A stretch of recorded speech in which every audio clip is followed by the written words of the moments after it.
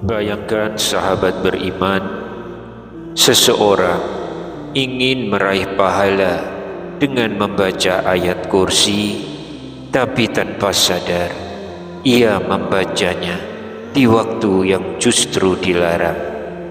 Bukan pahala yang ia dapat, melainkan dosa. Kapan saja waktunya?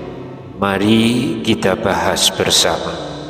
Assalamualaikum warahmatullahi wabarakatuh. Bismillahirrahmanirrahim. Alhamdulillahirabbil alamin. Wa bihi nasta'inu ala umurid dunya waddin. Wassalatu wassalamu ala asyrafil mursalin wa ala alihi wa sahbihi ajma'in, amma ba'd. Semoga Allah subhanahu wa ta'ala senantiasa melimpahkan rahmat, kesehatan, keberkahan rezeki dan kemudahan dalam segala urusan kepada sahabat semua yang sedang menyimak kajian ini dimanapun berada. Dan jangan lupa, silakan tuliskan doa dan hajat sahabat semua di kolom komentar. Insya Allah kita akan aminkan bersama. Semoga Allah subhanahu wa ta'ala mengabulkan segala permohonan baik kita. Amin ya rabbal alamin. Sahabat beriman yang dirahmati Allah, di antara ayat-ayat Al-Quran yang agung, ayat kursi, Quran surat Al-Baqarah ayat 255 dinilai sebagai ayat yang memiliki kedudukan sangat tinggi. Meski seluruh ayat Al-Quran itu mulia, namun ayat ini memiliki keutamaan tersendiri karena berisi tentang tauhid, keesaan Allah serta kekuasaan Allah yang mutlak.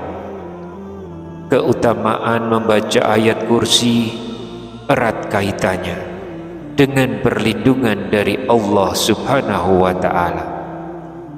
Dalam hadis sahih riwayat Al-Bukhari dari Abu Hurairah radhiyallahu anhu, Rasulullah sallallahu alaihi wasallam bersabda bahwa siapa yang membaca ayat kursi setiap selesai sholat fardu, maka tidak ada yang menghalanginya masuk surga kecuali kematian.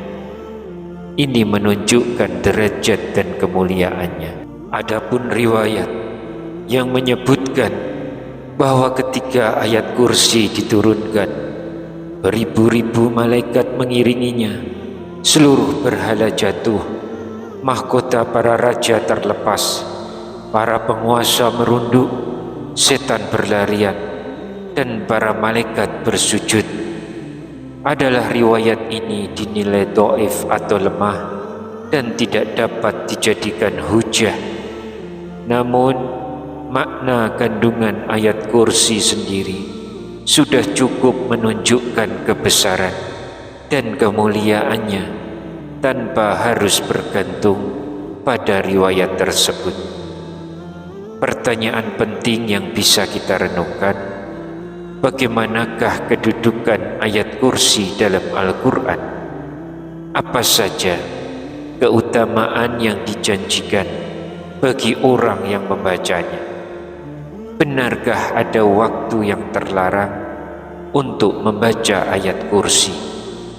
Apa ganjarannya jika melanggar larangan tersebut? Namun sebelum kita masuk ke materi, saya ingin mengajak kita semua untuk saling menguatkan melalui doa. Silahkan tuliskan doa, harapan dan hajat terbaik kalian di kolom komentar. Rasulullah sallallahu alaihi wasallam bersabda bahwa doa seorang muslim untuk saudaranya tanpa sepengetahuannya adalah doa yang mustajab. Di dekatnya ada malaikat yang ditugaskan. Setiap ia mendoakan kebaikan untuk saudaranya, malaikat itu berkata, amin, dan untukmu juga seperti itu. Hadis riwayat Muslim. Artinya, ketika kita saling mengaminkan doa di kolom komentar, insya Allah doa-doa itu lebih cepat Allah kabulkan. Maka jangan ragu, tuliskan doa kalian dan mari kita bantu aminkan bersama. Dan bagi sahabat yang merasa channel ini membawa manfaat, jangan lupa tekan like sebagai bentuk dukungan dakwah, serta subscribe agar tidak tertinggal materi-materi berikutnya. Semoga Allah membalas setiap kebaikan sahabat semua. Amin ya rabbal alamin. Sahabat beriman yang dimuliakan Allah, ayat kursi adalah ayat yang paling agung di antara ayat-ayat lain di dalam Al-Quran.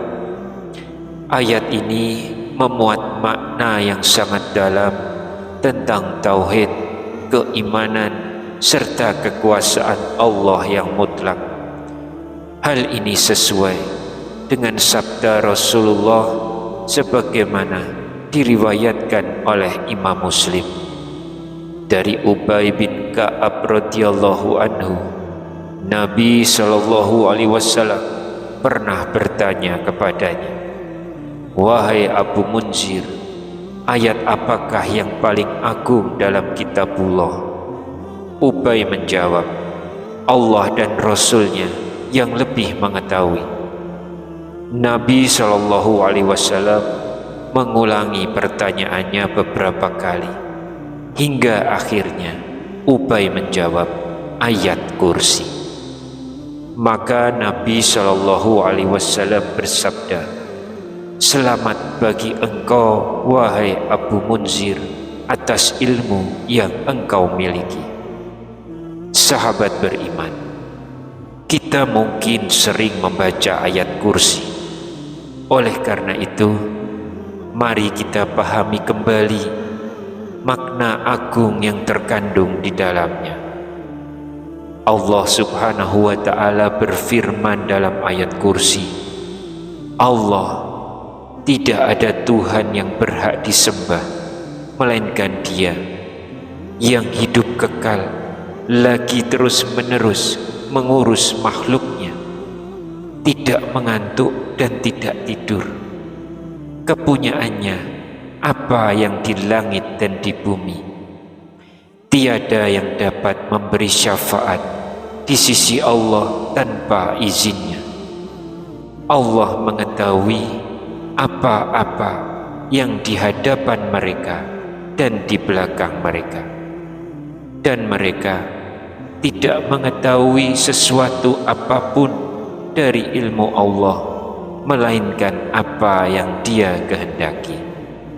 Kursi Allah meliputi langit dan bumi, dan Allah tidak merasa berat memelihara keduanya, dan Allah Maha Tinggi lagi Maha Besar. Sahabat beriman yang dirahmati Allah, banyak di antara kita mungkin bertanya, apa sebenarnya makna dari ayat yang diberi nama ayat kursi? Ayat ini terdapat dalam surat Al-Baqarah ayat 255 dan disebut sebagai ayat paling agung di dalam Al-Quran. Nama kursi memiliki beberapa penafsiran. Ada yang menyebutnya sebagai luasnya kekuasaan Allah yang meliputi langit dan bumi. Ada pula yang menafsirkannya sebagai lambang pemerintahan, kerajaan, serta keagungan Allah. Imam Ibnu Katsir menukil pendapat sahabat Ibnu Abbas radhiyallahu anhuma bahwa kursi adalah tempat letak kedua kaki Allah. Atsar ini sahih sanadnya, tetapi hakikatnya hanya Allah yang mengetahuinya. Kita imani sebagaimana adanya, tanpa bertanya bagaimana. Rasulullah Shallallahu Alaihi Wasallam bersabda dalam hadis riwayat Tirmizi, segala sesuatu memiliki puncaknya, dan puncak Al-Quran adalah surat Al-Baqarah. Di dalamnya terdapat sebuah ayat pemimpin seluruh ayat Al-Quran, yaitu ayat kursi. Namun perlu dicatat, hadis ini dinilai hasan oleh sebagian ulama dan dhaif oleh sebagian lainnya. Adapun yang paling kuat adalah hadis sahih riwayat Muslim dari Ubay bin Ka'ab yang menegaskan bahwa ayat kursi memang ayat paling agung di dalam Al-Quran. Sahabat beriman yang dirahmati Allah, di balik keagungan ayat kursi ada banyak sekali keutamaan ketika kita membacanya. Dalam hadis sahih riwayat Bukhari, Rasulullah Shallallahu Alaihi Wasallam bersabda, apabila engkau hendak tidur di malam hari, bacalah ayat kursi. Niscaya Allah akan selalu menjagamu dan setan tidak akan mendekatimu hingga waktu pagi. Hadis ini sahih dan menjadi dalil kuat bahwa membaca ayat kursi mendatangkan penjagaan Allah dari gangguan setan. Adapun hadis yang lebih kuat datang dari riwayat An-Nasa'i dari Abu Umamah Al-Bahili.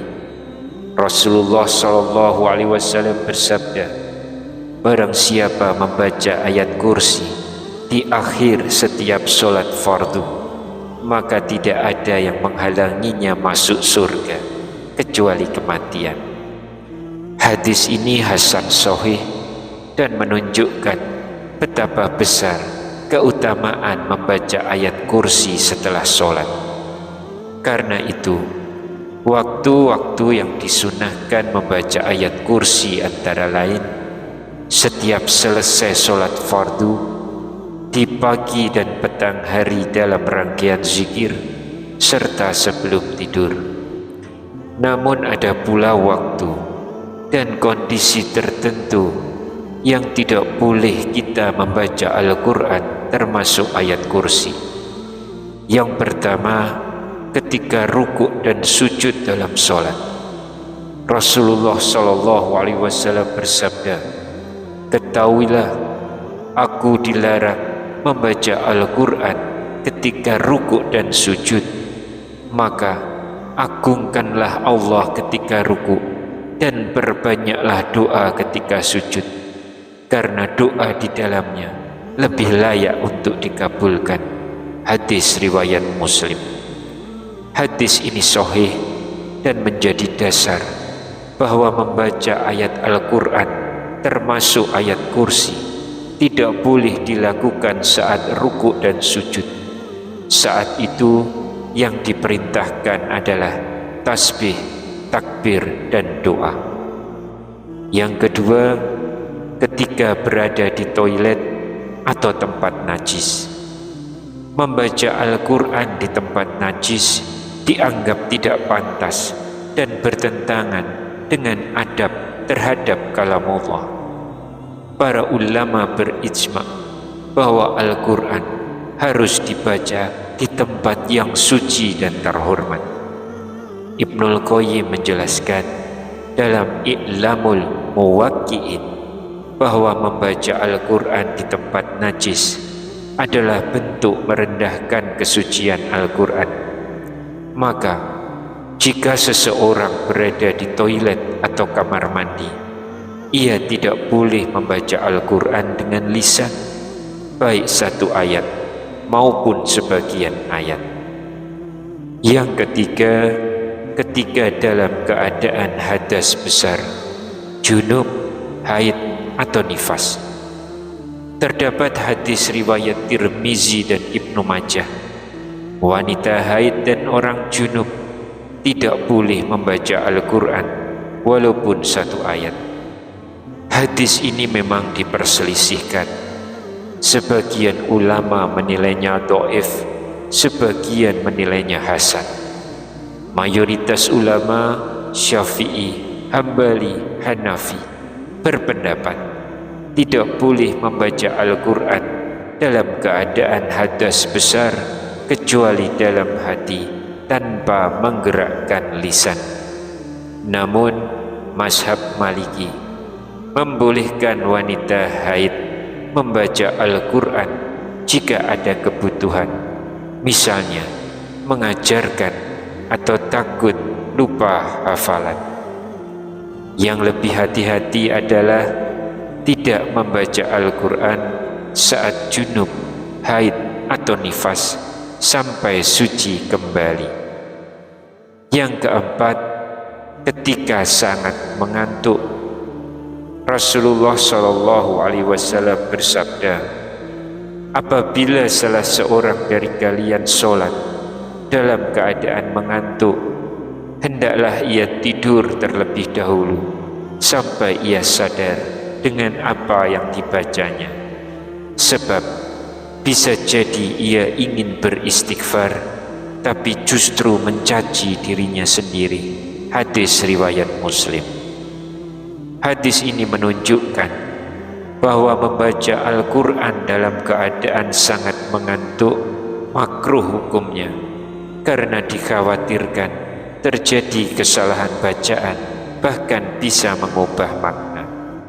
Jadi, jika sudah lelah atau mengantuk berat, lebih baik istirahat dulu, lalu lanjutkan membaca Al-Quran dengan keadaan sadar penuh agar lebih khusyuk. Sahabat beriman yang dirahmati Allah, demikianlah penjelasan mengenai makna dan keutamaan ayat kursi, sekaligus waktu-waktu yang disunahkan maupun yang tidak diperbolehkan untuk membacanya. Semoga dengan memahami hal ini, kita semakin semangat membaca ayat kursi di waktu yang dianjurkan, sehingga memperoleh keberkahan, penjagaan, dan janji surga dari Allah Subhanahu wa Ta'ala. Wallahu a'lam bishawab. Wassalamualaikum warahmatullahi wabarakatuh.